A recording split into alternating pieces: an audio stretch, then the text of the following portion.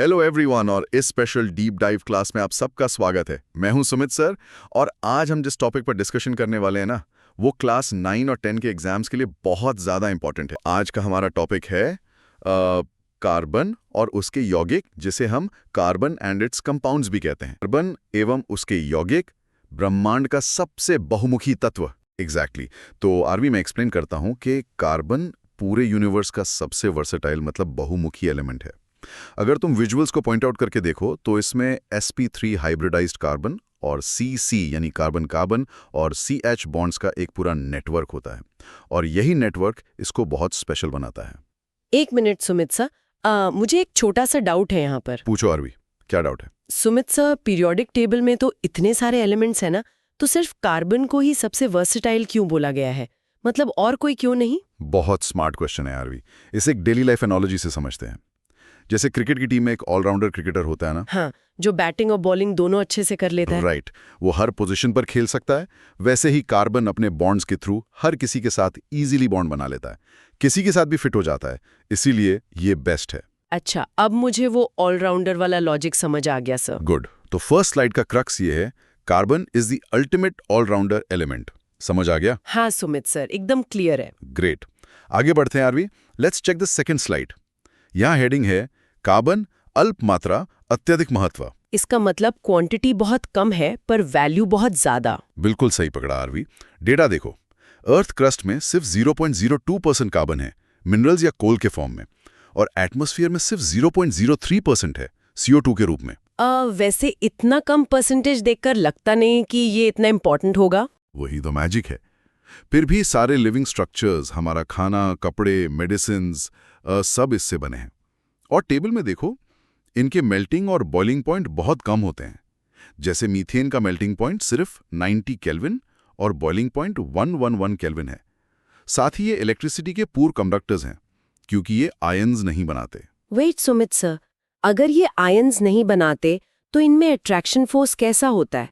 आपस में जुड़े कैसे रहते हैं? देखो आरवी, क्योंकि आयन्स नहीं है तो इनमें बहुत वीक अट्रैक्शन फोर्स होता है। ओह, मतलब इजीली टूट जाते होंगे। हाँ, इसीलिए थोड़ी सी हीट मिलने पर ही, यानी कम बॉइलिंग पॉइंट पर ही इनके बॉन्ड्स टूट जाते हैं। समझ गई सर। तो मिनी रीकैप ये है आरवी।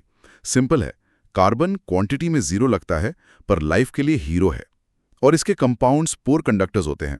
0 लगता है पर हीरो है। मुझे ये लाइन अच्छी लगी सुमित सर। हाँ, एग्जाम ले आओ हटवा।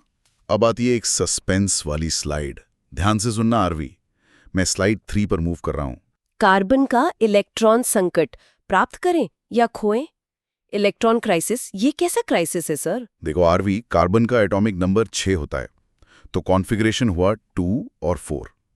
अब ऑक्टेट पूरा करने के लिए इसे 4 इलेक्ट्रॉन चाहिए। हाँ, आखिरी शेल में 8 होने चाहिए ना ऑक्टेट के लिए। सही कहा। अब अगर कार्बन 4 इलेक्ट्रॉन्स गेन करे, यानी C4- एनायन बनाए, तो उसके 6 प्रोटॉन्स वाले न्यूक्लियस के लिए 10 इलेक्ट्रॉन्स होल्ड करना इम्पॉसिबल हो जाएगा, वो अनस्टेबल हो जाएगा। तो फिर लूज कर दे। अगर वो 4 इलेक्ट्रॉन्स लूज करे और C4+ कैटायन बनाए, तो ऐसा करने के लिए उसको बहुत ज्यादा एनर्जी चाहिए, जो नेचुरली पॉसिबल नहीं है। ये तो सच में क्राइसिस है सुमित सर। क्या कार्बन के पास कोई और ऑप्शन नहीं था, जैसे किसी से उधार ले लेना? हाँ, नहीं आरवी, नेचर में उधार लेने के लिए स्ट्रॉन्ग न्यूक्लियस चाहिए, जो कार्बन के पास नहीं है। इसलिए इसने एक अलग रास्ता निकाला, जिसे हम सहसंयोजी आबंध कहते हैं। सहसंयोजी आबंध मतलब कोवेलेंट बॉन्ड। एग्जैक्टली। इसने पार्टनरशिप यानी इलेक्ट्रॉन शेयरिंग का बिजनेस मॉडल चुना, दोस्ती करके काम चलाना शुरू किया।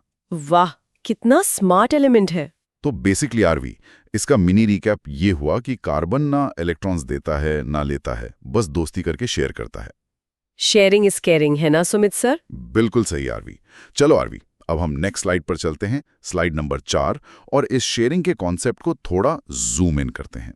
स्लाइड 4 पर सहसंयोजी आबंध लिखा है, यानी कोवेलेंट बॉन्डिंग। हाँ, शेयरिंग से कार्बन को नोबल गैस कॉन्फ़िगरेशन कैसे मिलता है वो देखते हैं। देखो, सिंगल बॉन्ड तब बनता है जब एक इलेक्ट्रॉन पेयर शेयर हो, जैसे H2 या Cl2 में। ओके, एक इलेक्ट्रॉन की शेयरिंग हुई तो सिंगल बॉन्ड। सही। डबल बॉन्ड बनता है जब 2 पेयर्स शेयर हों, जैसे O2 में। और ट्रिपल बॉन्ड बनता है N2 में, जहां 3 पेयर शेयर होते हैं।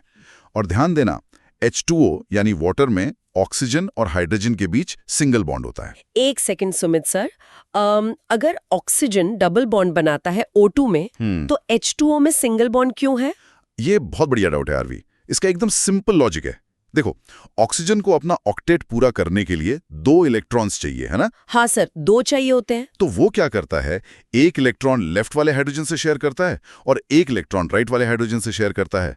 इस तरह दोनों साइड सिंगल सिंगल बॉन्ड करके अपना काम चला लेता है। अच्छा, मतलब अलग अलग हाइड्रोजन के साथ एक एक की शेयरिंग कर ली। बिल्कुल, वेरी स्मार्ट। वही तो मिनी रीकैप सुनो। बॉन्ड्स 3 टाइप के होते हैं, सिंगल, डबल और ट्रिपल, और ये डिपेंड करता है कि कितने इलेक्ट्रॉन्स शेयर हुए हैं। क्लियर है सुमित सर। नेक्स्ट स्लाइड देखते हैं। हाँ, नेक्स्ट स्लाइड देखते हैं। स्लाइड नंबर 5, जहां हम कुछ सिंपल एग्जाम्पल्स डिस्कस करेंगे इस बॉन्डिंग के। इसमें सबसे पहला एग्जाम्पल मीथेन का है, CH4। बिल्कुल, मीथेन बायोगैस और सीएनजी का मेन कंपोनेंट होता है। इसमें एक कार्बन 4 हाइड्रोजन एटम्स के साथ 4 सिंगल बॉन्ड्स बनाता है। इस प्रॉपर्टी को टेट्रावैलेंट कहते हैं। टेट्रावैलेंट मतलब 4 वैलेंसी। राइट। फिर आता है अमोनिया का एग्जाम्पल, NH3। यहाँ नाइट्रोजन 3 हाइड्रोजन के साथ जुड़ता है और अपना ऑक्टेट पूरा करता है। सुमित सर, मैं एक चीज नोटिस कर रही हूँ, अमोनिया के विजुअल में N के ऊपर 2 डॉट्स दिख रहे हैं। वो क्या है? वो बॉन्ड्स तो नहीं लग रहे। अरे वाह आरवी, तुम्हारा ऑब्जर्वेशन बहुत शार्प है। ये एग्जाम में बहुत इंपॉर्टेंट है, याद रखना। वो 2 dots lone pair of electrons हैं। लोन पेयर मतलब अकेले रह गए? हाँ, ये वो इलेक्ट्रॉन्स हैं जो बॉन्ड बनाने में यूज नहीं हुए। देखो, नाइट्रोजन के आखिरी शेल में 5 इलेक्ट्रॉन्स थे, 3 यूज हो गए हाइड्रोजन के साथ, तो 2 बच गए ना, वही लोन पेयर हैं। ओ, अब समझ आया। अनयूज्ड इलेक्ट्रॉन्स को लोन पेयर बोलते हैं। एकदम सही। तो मिनी रिकैप ये है आरवी कि मीथेन और अमोनिया क्लासिक एग्जाम्पल्स हैं कि कैसे अलग अलग एटम्स हाइड्रोजन के साथ सिंगल बॉन्ड बनाते हैं और स्ट्रक्चर्स फॉर्म करते हैं। मीथेन बायोगैस में और अमोनिया लोन पेयर के साथ। Got it sir. आरवी, अब आती है इस चैप्टर की सबसे इंपॉर्टेंट स्लाइड नंबर 6। इसको ध्यान से सुनना प्लीज। जी सुमित सर, ध्यान से देख रही हूँ। लाखों यौगिकों का रहस्य, सर्वतोमुखी प्रकृति। हाँ, कार्बन के वर्सेटाइल नेचर के 2 मेन रीजंस होते हैं। पहला है श्रृंखलान यानी कैटनेशन। इसका मतलब है लंबी चेन्स, ब्रांचेस या रिंग्स बनाने की पावर। और दूसरा है चतुर्संयोजकता यानी टेट्रावैलेंसी। सर, कार्बन इतने स्टेबल बॉन्ड्स कैसे बना लेता है इतनी लंबी चेन्स में? क्योंकि कार्बन का आकार यानी साइज बहुत छोटा होता है। इस छोटे साइज के कारण इसका न्यूक्लियस शेड इलेक्ट्रॉन्स को बहुत मजबूती से पकड़ कर रखता है। अच्छा, छोटा साइज स्ट्रॉन्ग ग्रिप देता है। एग्जैक्टली। और एक इंटरेस्टिंग फैक्ट बताऊं, फ्रिडरिच वोलर ने 1828 में अमोनियम साइनेट से यूरिया बनाया था लैब में, और इसने पुरानी वाइटल फोर्स थ्योरी को गलत साबित कर दिया था कि ऑर्गेनिक कंपाउंड सिर्फ नेचर बना सकती है। सर, मेरे दिमाग में एक डाउट आया, सिलिकॉन की वैलेंसी भी तो 4 होती है, तो क्या वो भी कार्बन की तरह ऐसी लंबी चेन्स बनाता है? Very smart Aarvi. मुझे खुशी है तुमने पीरियोडिक टेबल को लिंक किया यहाँ। देखो, सिलिकॉन बनाता जरूर है, पर सिर्फ 7 या 8 एटम्स तक की चेन, और वो चेन्स बहुत अनस्टेबल होती हैं। मतलब टूट जाती हैं जल्दी। हाँ, जबकि कार्बन का छोटा साइज उसे फेविकॉल जैसी मजबूत पकड़ देता है। वो इजीली टूटती नहीं है। वाह, कार्बन तो सच में स्पेशल है। तो इसका मिनी रिकैप ये हुआ आरवी कि कैटनेशन और टेट्रावेलेंसी ही वो जादू है जिससे कार्बन के मिलियंस ऑफ कंपाउंड्स बनते हैं। फेविकॉल का जोड़ और कार्बन का कैटेनेशन कभी नहीं टूटता। याद रहेगा सर। हाँ, गुड वन आरवी। चलो आरवी, स्लाइड नंबर 7 पर आते हैं और इन कंपाउंड्स की आगे और वैरायटी देखते हैं। संतृप्त और असंतृप्त यौगिक, सैचुरेटेड वर्सेस अनसैचुरेटेड। सही पढ़ा। सैचुरेटेड कंपाउंड्स, जिनको एल्केन्स कहते हैं, उनमें सिर्फ सिंगल बॉन्ड्स होते हैं कार्बन एटम्स के बीच, जैसे इथीन और प्रोपेन, और ये कम रिएक्टिव होते हैं। और अनसैचुरेटेड वाले? अनसैचुरेटेड यानी एल्कीन्स और एल्काइंस में डबल या ट्रिपल बॉन्ड्स होते हैं कार्बन कार्बन के बीच, जैसे इथीन और एथाइन। और सबसे जरूरी बात, ये हाईली रिएक्टिव होते हैं। सुमित सर, मुझे ये समझ नहीं आया कि ये अनसैचुरेटेड वाले ज्यादा रिएक्टिव क्यों होते हैं? देखो आरवी, इसको ऐसे समझो, अनसैचुरेटेड कंपाउंड्स में डबल या ट्रिपल बॉन्ड में एक्स्ट्रा इलेक्ट्रॉन्स होते हैं। वो हमेशा एक अपॉर्चुनिटी ढूंढते हैं किसी और के साथ रिएक्ट करने की, ताकि वो भी सिंगल बॉन्ड में बदलकर स्टेबल हो सकें। ओह, मतलब उनको शांति नहीं मिलती जब तक रिएक्ट ना कर लें। एग्जैक्टली। जबकि सैचुरेटेड वाले पहले से ही सिंगल बॉन्ड बनाए हुए हैं, तो वो बिल्कुल रिलैक्स होते हैं उन्हें किसी से रिएक्ट करने की जल्दी नहीं होती। ये बढ़िया एनालॉजी थी सर। सैचुरेटेड मतलब रिलैक्स, अनसैचुरेटेड मतलब हाइपर। है ना? तो मिनी रिकैप सुनो।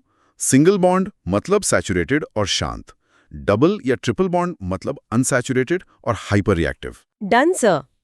अब 8th स्लाइड पर चलते हैं। अब हम केमिकल आर्किटेक्चर देखेंगे नेक्स्ट स्लाइड में। यहां हम बात करेंगे आइसोमर्स की, जिसे समावयवी भी कहते हैं। इसमस, इनका स्ट्रक्चर कैसा होता है? आइसोमर्स वो होते हैं जिनका मॉलिक्यूलर फॉर्मूला एकदम सेम होता है, पर उनका स्ट्रक्चर अलग अलग होता है। जैसे ब्यूटेन को देखो, उसको हम एक सीधी स्ट्रेट चेन में भी लिख सकते हैं और ब्रांच स्ट्रक्चर में भी। फॉर्मूला सेम पर शेप अलग। सही। इसके अलावा कार्बन क्लोज्ड स्ट्रक्चर्स भी बनाता है, जिनको रिंग्स कहते हैं। ये सैचुरेटेड रिंग्स भी हो सकती हैं, जैसे साइक्लोहेक्सेन, और अनसैचुरेटेड रिंग्स भी, जैसे बेंजीन। बेंजीन में ऑल्टरनेट डबल बॉन्ड्स होते हैं। एक डाउट है सुमित सर, अगर आइसोमर्स में फॉर्मूला सेम है, मतलब एटम्स वही हैं, तो क्या उनकी फिजिकल प्रॉपर्टीज भी सेम होंगी? नहीं आरवी, ये एग्जाम में बच्चे अक्सर गलती करते हैं।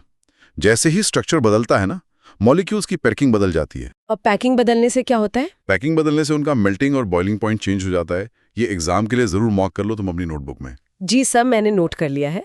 सेम फॉर्मूलाज पर डिफरेंट प्रॉपर्टीज। Very good. तो मिनी रिकैप ये है कि आइसोमर्स मतलब रूप अलग पर डीएनए सेम, और रिंग्स सैचुरेटेड या अनसैचुरेटेड दोनों हो सकती हैं। क्लियर है सुमित सर? आरवी, अब टाइम है कार्बन की वोकैबुलरी सीखने का, अपनी अगली स्लाइड में। स्लाइड नंबर 9 पर देखो, हाइड्रोकार्बन डिक्शनरी। हाँ सर, यहाँ कुछ नए वर्ड्स हैं। मीथ, एथ, प्रोप। ये सब बेस नेम्स हैं और ये नंबर ऑफ कार्बन्स पर डिपेंड करते हैं। अगर एक कार्बन है तो हम उसको बोलते हैं मेथ, 2 कार्बन्स हैं तो एफ, 3 हैं तो प्रॉप और 4 हैं तो बट। और 5 और 6 के लिए? 5 के लिए पेंट और 6 के लिए हेक्स। जैसे अगर हम एल्केन्स की सीरीज देखें तो मीथेन, ईथेन, प्रोपेन से लेकर हेक्सीन तक चलता है ये। हाँ, इसकी एक बहुत फनी ट्रिक है आरवी मेरे पास। सिर्फ पहले 4 नाम थोड़े अजीब है ना? हाँ जी। उनके लिए एक इंग्लिश लाइन याद कर लो, मंकीज ईट पील्ड बनानास। मंकीज ईट पील्ड बनानास, ओके। देखो, मंकीज के एम से मेथ, ईट के ई से एथ, पील्ड के पी से प्रॉप और बनानास के बी से बट। हो गए 4 याद? अरे वाह, मेथ, एथ, प्रॉप, बट, ये तो 1 सेकंड में याद हो गया सर। और बाकी 2? बाकी पेंट और हेक्स तो तुमने ज्योमेट्री में पढ़ी हैं, पेंटागन और हेक्सागन, वहां से इजीली याद रहेंगे। सही कहा सर, ये ट्रिक तो बेस्ट थी। तो इसका मिनी रिकैप क्या है? ये नेमिंग का फाउंडेशन है। नंबर ऑफ कार्बन्स गिनो और प्रीफिक्स लगा दो। नंबर गिनो और प्रीफिक्स लगाओ, सिंपल। चलो आरवी, अब केमिस्ट्री के वीआईपी से मिलते हैं नेक्स्ट स्लाइड पर। स्लाइड नंबर 10, विषम परमाणु और प्रकार्यात्मक समूह। Functional groups. ये फंक्शनल ग्रुप्स ना सच में वीआईपीज हैं। यहाँ कुछ हेट्रो एटम्स होते हैं, जैसे ऑक्सीजन, नाइट्रोजन या हैलोजेंस। जब ये हेट्रो एटम्स किसी कार्बन चेन से जुड़ते हैं तो वो उस चेन को स्पेसिफिक केमिकल प्रॉपर्टीज दे देते हैं। फिर चेन कितनी भी लंबी हो, फर्क नहीं पड़ता। तो कौन कौन से ग्रुप्स होते हैं सर? मैं 5 ग्रुप्स बताती हूँ। हैलोजेंस, जिसमें क्लोरो ब्रोमो आते हैं। फिर अल्कोहल, जिसका सिंबल OH है। एल्डिहाइड, जिसका CHO है। कीटोन, जिसका C डबल बॉन्ड O है। और आखिर में कार्बोक्सिलिक एसिड, जिसका COOH है। सुमित सर, एक डाउट आ रहा है मुझे। एल्डिहाइड, जिसमें CHO है, और कीटोन, जिसमें C डबल बॉन्ड O है, दोनों में ऑक्सीजन और कार्बन का बॉन्ड है। तो इन दोनों में डिफरेंस कैसे आइडेंटिफाई करें हम? ये डिस्टिंक्शन बहुत इंपॉर्टेंट है आरवी, अच्छा हुआ पूछा। इसका एक स्टैंडर्ड रूल है, एल्डिहाइड हमेशा कार्बन चेन के एंड पर यानी कोने पर लगता है, और कीटोन? कीटोन हमेशा कार्बन चेन के बीच में आता है। उसके दोनों तरफ कार्बन होने जरूरी है। ये इनकी सबसे बड़ी आइडेंटिटी है। अच्छा, एल्डिहाइड एंड में और कीटोन मिडिल में। Got it sir. तो मिनी रिकैप ये हुआ, आरवी फंक्शनल ग्रुप्स बॉस की तरह होते हैं। जो ग्रुप लग गया, कार्बन चेन की प्रॉपर्टी वैसी ही बन जाएगी। Boss of the chain. सही है सर। अब हम सीरीज के बारे में बात करेंगे अपनी नेक्स्ट स्लाइड में। स्लाइड नंबर 11, समजातीय श्रेणी यानी होमोलॉगस सीरीज। होमोलॉगस मतलब सेम टू सेम सर। लगभग वैसा ही, मैं समझाता हूं। ये एक ऐसी सीरीज होती है जिसमें फंक्शनल ग्रुप सेम रहता है, पर हर अगले मेंबर में सिर्फ एक CH2 यूनिट का डिफरेंस होता है, जैसे इथीन से प्रोपीन और प्रोपीन से ब्यूटीन। तो हर स्टेप में एक CH2 बढ़ जाता है। एग्जैक्टली। और CH2 का मास कैलकुलेट करो तो कार्बन का 12 और 2 हाइड्रोजन का 2 मिला के 14 AMU। तो हर स्टेप पर इनका मास 14 AMU से बढ़ता है। इनकी केमिकल प्रॉपर्टीज सेम रहती हैं पर फिजिकल प्रॉपर्टीज बदलती हैं, जिसे ग्रेडेशन कहते हैं। मेरा डाउट वहीं पर है सर। अगर उनमें केमिकल प्रॉपर्टीज सेम है तो फिर फिजिकल प्रॉपर्टीज क्यों बदल रही हैं? क्योंकि आरवी केमिकल प्रॉपर्टीज इस पर डिपेंड करती हैं कि फंक्शनल ग्रुप कौन सा है, और वो तो सीरीज में सेम है, पर जैसे जैसे चेन लंबी होती है वो मॉलिक्यूल्स हैवी होते जाते हैं, मास बढ़ता है। ओ, और मास बढ़ने से फिजिकल चीजें चेंज होती हैं। हाँ, इसी वजह से उनकी फिजिकल प्रॉपर्टीज जैसे कि मेल्टिंग पॉइंट और बॉइलिंग पॉइंट लगातार बदल जाती हैं। समझ आया? एकदम परफेक्टली सर। तो मिनी रिकैप सुन लो।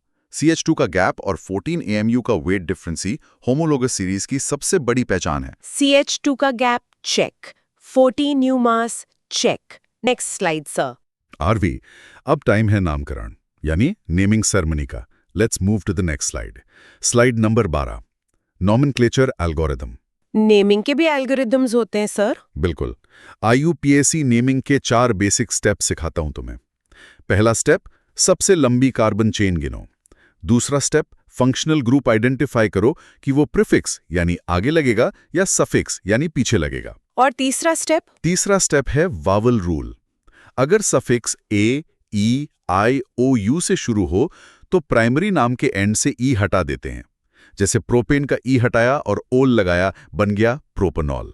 और चौथा स्टेप, बॉन्ड की नेचर देखो, सिंगल है तो एन, डबल है तो ईन, ट्रिपल है तो याइन। एग्जाम्पल्स क्या हैं सर इसके? जैसे क्लोरोप्रोपेन, प्रोपेनॉल, प्रोपेनेल या प्रोपेनोइक एसिड। सुमित सर, एक छोटी सी चीज समझ नहीं आई। हैलोजेंस के नाम जैसे क्लोरो या ब्रोमो हमेशा आगे यानी प्रीफिक्स में ही क्यों लगाते हैं? उनको पीछे सफिक्स में क्यों नहीं रखते जैसे अल्कोहल को रखते हैं? देखो आरवी, ये IUPAC का एक बहुत स्ट्रिक्ट स्टैंडर्ड रूल है।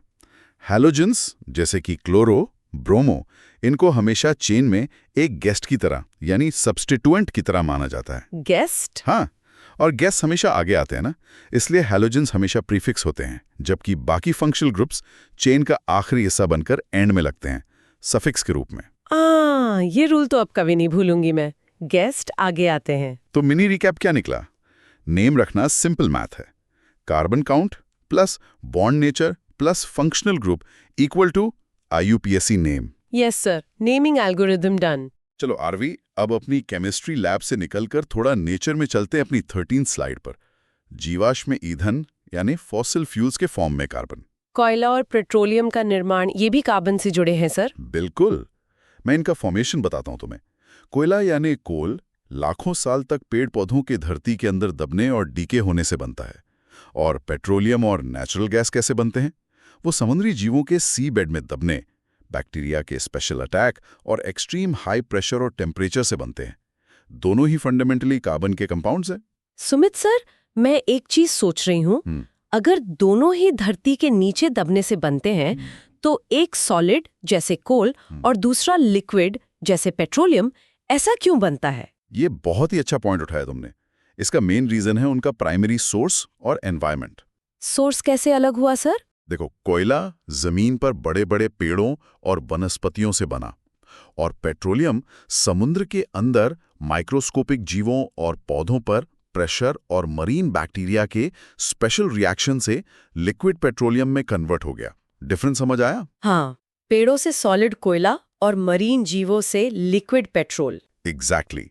तो mini recap, millions of years का प्रेशर और कार्बन वाली लाइफ फॉर्म मिलकर ही हमें आज के फॉसिल फ्यूल्स देते हैं। नेचर की केमिस्ट्री बहुत स्लो पर बहुत पावरफुल है सर। अब हम अपने लेसन की आखिरी रियल लाइफ एप्लीकेशन स्लाइड पर आते हैं। स्लाइड नंबर 14, दैनिक जीवन का रसायन। वसा, साबुन और अपमार्जक, फैट्स, सोप्स एंड डिटर्जेंट्स। देखो, जो प्लांट ऑयल्स होते हैं ना, वो अनसैचुरेटेड होते हैं और हमारी हेल्थ के लिए हेल्दी होते हैं। इनका निकल कैटलिस्ट यूज करके हाइड्रोजनेशन किया जाता है। वहीं एनिमल फैट्स सैचुरेटेड होते हैं और ज्यादा खाने पर हार्मफुल होते हैं। और साबुन कैसे काम करता है सर? जब साबुन पानी में जाता है तो एक माइसेल बनाता है। इसका एक एंड हाइड्रोफिलिक होता है यानी जल रागी, पानी से प्यार करने वाला, और दूसरा एंड हाइड्रोफोबिक होता है यानी जल विरागी, जो पानी से डरता है पर गंदगी से चिपकता है। वाह, कितना क्लेवर डिजाइन है साबुन का। पर सर, मैंने पढ़ा था कि हार्ड वाटर में साबुन से कपड़े साफ नहीं होते। सही पढ़ा था। हार्ड वाटर में साबुन स्कम बनाता है, पर डिटर्जेंट वहां आराम से काम करता है क्योंकि वो लंबी चेन वाले सल्फोनिक सॉल्ट्स होते हैं, वो स्कम नहीं बनाते। सुमित सर, मेरा आखिरी डाउट, ये स्कम आखिर होता क्या है जो कपड़े साफ नहीं होने देता? दिखने में कैसा होता है? मैं डिटेल में बताता हूँ। हार्ड वाटर में कैल्शियम और मैग्नीशियम के सॉल्ट्स होते हैं। जब साबुन इनके साथ रिएक्ट करता है तो एक वाइट, इनसॉल्युबल और चिपचिपा पदार्थ बना देता है जिसे स्कम कहते हैं। और ये चिपचिपा स्कम कपड़ों पर लग जाता है? एग्जैक्टली। पर डिटर्जेंट का केमिकल नेचर अलग होने के कारण वो इस कैल्शियम और मैग्नीशियम को बाईपास कर देता है, इसलिए वो आराम से कपड़े साफ करता है। अब क्लियर हो गया सर, साबुन वर्सेस डिटर्जेंट का कॉन्सेप्ट। तो इस आखिरी स्लाइड का मिनी रिकैप ये है, आरवी, हेल्दी लाइफ के लिए प्लांट ऑयल्स खाओ और हार्ड वाटर में कपड़े धोने के लिए साबुन नहीं, डिटर्जेंट यूज करो। हाँ, रियल लाइफ एडवाइस। तो आरवी, यहाँ हमारी सारी स्लाइड सक्सेसफुली कंप्लीट हो चुकी हैं। आज की क्लास सच में बहुत इंगेजिंग थी सुमित सर। अगर मैं जल्दी से इस पूरे चैप्टर को रिवाइज करूं तो आरवी, आज हमने कोवेलेंट बॉन्डिंग की मजबूती देखी, कार्बन का कैटेनेशन देखा जिससे फेविकॉल की तरह जुड़कर लाखों स्ट्रक्चर्स बनते हैं।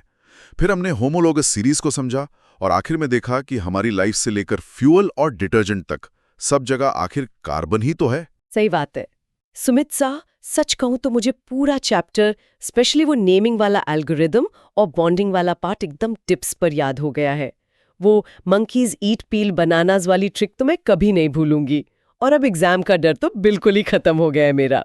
सुनकर बहुत खुशी हुई आरवी, और तुम्हारे डाउट्स बहुत ही प्रैक्टिकल थे। तो क्लास क्लोज करने से पहले मेरा मैसेज यही है, जैसे कार्बन सबके साथ बॉन्डिंग करके नेचर का हीरो बन गया ना, वैसे ही तुम भी लगातार मेहनत करो, नए कॉन्सेप्ट्स से बॉन्डिंग बनाओ और अपने एग्जाम्स में ब्राइट शाइन करो।